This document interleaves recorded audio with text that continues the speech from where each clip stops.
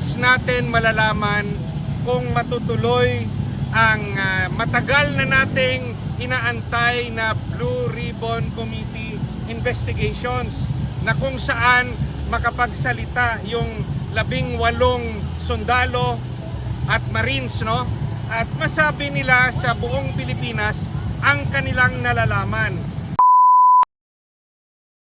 Ay sir, magandang hapon po. Mayong hapon sa tanan, mayong hapon sa inyo, mayong hapon dito sa Senado. Sir, unang tanong ko, ano po yung nakikita mong epekto sa impeachment trial ni Vice President Sara sa Senado since nagpalit ng sa pilitan yung liderato sa Senado? Kini-question pa ni Senator o Senate President Cayetano yung nangyaring pagpapalit ng liderato, pati na rin yung komposisyon sa mga committee. Bukas natin malalaman kung matutuloy ang matagal na nating inaantay na Blue Ribbon Committee investigations na kung saan makapagsalita yung 18 sundalo at Marines, no? At masabi nila sa buong Pilipinas ang kanilang nalalaman. So, sa pagkakataon na yon, doon ma-identify kung sino-sino ang sinasabi nilang may sangkot sa katiwalian sa ating gobyerno. Sir, bilang isang abogado, pwede nyo ba kami bigyan ng parang background lang kung naging legal ang kanilang ginawa since 12-12 po kung titingnan natin yung pag-change ng liderato sa Senado? Sa aking personal na opinion, there are 24 senators. No? 24 senators. In order nga mapalitan ang liderato, dapat may quorum na 13. No? So, 24 kasi yung patas niyan, 12. So, dapat 13 yung kailangan na boto. Pag hindi na-reach yung 13, walang quorum. Yan po ang general rule. Pero yung minorya na ngayon nagsasabing dahil kumampi or whether nag-neutral si Chis Escudero, si Senator Escudero na sumali, no, sa kanilang quorum, sabi nila pwede na yung 12, no? So sa 12 na yan, yung mga gaya ko at gaya ng iba sa inyo at gaya rin ni Senator Cayetano na sinasabi iba yan sa 13, ang 12, kini-question natin ang quorum at dapat walang legal na resulta yung kanilang meeting kanina. Yung problema lang, meron silang binanggit na isang Supreme Court decision. Ang mga Supreme Court decision ay applicable lang sa kaso kung pareho ang circumstances. Kung magkaiba yung mga facts and circumstances, hindi yan automatic na mag-apply. At yung nangyari kanina, pwede yan maitanong sa Korte Suprema para yung pinal na makakasagot kung naging tama o mali ay Korte Suprema. Yung mangyayari dito bukas, yan yung sanang iniiwasan natin. Dalawang grupo sa kanilang tingin ay tama sila. Anong mangyayari kung magkatagpo sila? Magkakasuntukan ba? Magkakasigawan ba? Magiging physical ba? O may papaboran ba ang Senate security? Papapasukin lang ang isang grupo at hindi papapasukin yung sa kabila. Malalaman natin bukas anong magiging resulta sa nangyaring pagpupulong ng isang grupo ng mga senador kanina. Sir, sinabi mismo kanina ni Senator Alan Cayetano na tuloy na bukas ang biyaksi. So ano mangyari ngayon bukas? May dalawang grupo na sila. Pag dalawang grupo magbabanggaan at sa tingin nila tama silang pareho, anong resulta? Gulo. Malalaman natin bukas sino ang a-attend sa mayorya, sino ang a-attend sa minority. Pero bilang sir, sino ba ang nasa legal dyan sa dalawang grupo ngayon? Ang makakasabi lang kung sinong tama sa dalawang grupo ay ang Korte Suprema. Kahit ako, opinion ko, sa tingin ko tama ang kina Senator Cayetano.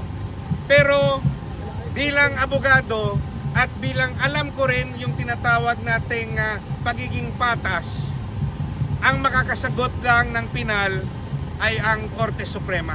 Pero sir, ano po kaya ang pinakadahilan bakit nagkaroon ng gulo sa Senado ngayon?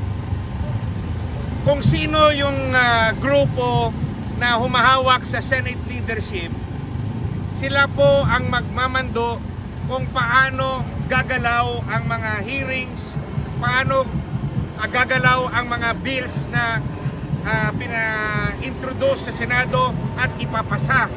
Kasi nasa demokrasya tayo, ang rule sa demokrasya, majority wins. May tinatawag tayong tyranny of the majority. Nung nakaraang araw, sabi ng kabila, nagkaroon ng tyranny of the majority. Pero ngayong araw naman, pwede naman nating sabihin na meron ring tyranny of the equals. Kasi 12-12. So, ang sa demokrasya, yung tanging makakapagbigay lang ng katahimikan sa atin pag merong banggaan sa dalawang grupo na patas ang bilang ay ang Korte Suprema. Ang problema, kung hindi mabilis ang aksyon ng Korte Suprema at walang immediate na desisyon. Pag nagkaroon ng ganyang sirkumstansya, matatagalan ang bangayan ng dalawang grupo. At pag ganon, walang political stability dito sa Senado. Anong mangyari dyan, sir? Magulo. Hindi ba, sir? Isang tanong. Kung sinakuha nila yung majority ng minority, ang dumbbell hawak pa rin nila Cayetano, yung seal. Yan ang sabi ni Senator Cayetano. Pero sabi naman ng sa kabila ni Senator Gatchalian na grupo, sila na yung magpapatupad ng Senate proceeding. So, yun nga ang sinasabi ko. Di ba ginamit ba nila kanina, sir, yung seal? Decision sila? Yung mga bagay na yan, technical na mga bagay na pag merong conflict, yun nga sinasabi ko, yung makakasagot lang at makakabigay katahimikan sa atin pag sumali ng korte. Kasi hindi ito dapat nangyari kung hindi umalis si Senator Chis Escudero sa naging let's say kasunduan nila ni na Senator Cayetano kung nasa majority sila dati. Yung problema natin ngayon, pumunta dito si Senator Escudero Dahil sa pumuwersa ng Malacanang. Payo ko sa atin lahat, kwan tayo, no? Maging maingat sa ating mga sinasabi para hindi tayo susunod sa mga kasamahan natin na nandun sa loob ng mga rehas. Kaya, Sabi sir, ito po remote control. Ano masabi natin dyan? may problema talaga tayong malaki sa katiwalian at dapat kung patas ang ating gobyerno, kung patas ang ating mga senador, ipasalitain ang 18 sundalo. Lahat ng mga witness kontra sa katiwalian, administrasyon man silang witness o oposisyon, dapat i-welcome ng Senado na makapagtestigo para malinis natin ang ating gobyerno. Hindi ibig sabihin na kung kalaban natin ay masama na. Hindi rin ibig sabihin kung kakampi natin ay mabuti na. Ang bawat isa na public official ay may pananagutan sa taong bayan. Hindi automatic na kung kakampi natin sa politika, i-absuelto natin. Yan ang dapat na handling natin kasi lahat ng mga Pilipino naghahanap ng katotohanan. Sino ang naglapastangan sa pera ng bayan? Kakampi man o kalaban sa politika, dapat patas ang batas.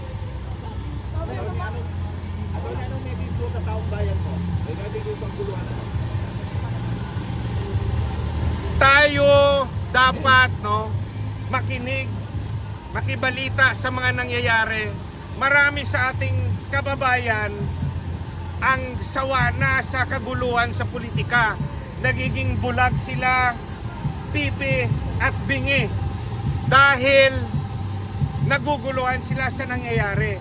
Pero kung gusto natin ng tunay na pagbabago, huwag tayong mawalan ng impormasyon kung ano yung mga nangyayari. Kailangan makinig sila sa balita, makinig sila sa opinyon. At tayong taong bayan sa susunod na eleksyon, pumili naman kayo ng talagang mga bagong leaders na may pagmamahal sa bayan.